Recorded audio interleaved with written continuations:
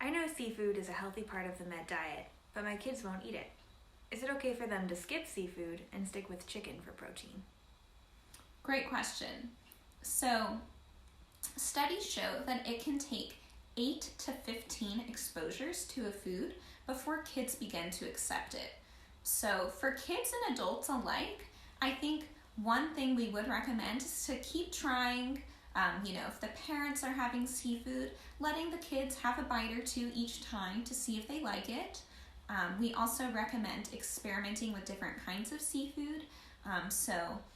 Maybe they're not a fan of one particular type of fish, but different seafood dishes can have different tastes and textures.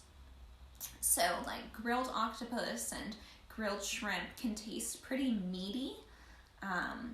Tuna and salmon can be very rich and buttery and almost steak-like.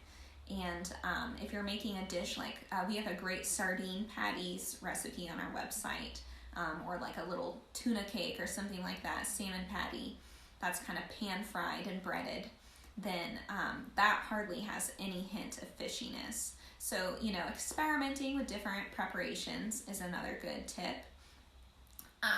But in terms of the protein options that your kids will eat, aside from just chicken, which wasn't necessarily a daily part of the Mediterranean diet, another thing to look at is plant proteins. So chickpeas, for example, like as used in hummus, or lentils, cannellini beans, these foods were very much a staple part of the diet.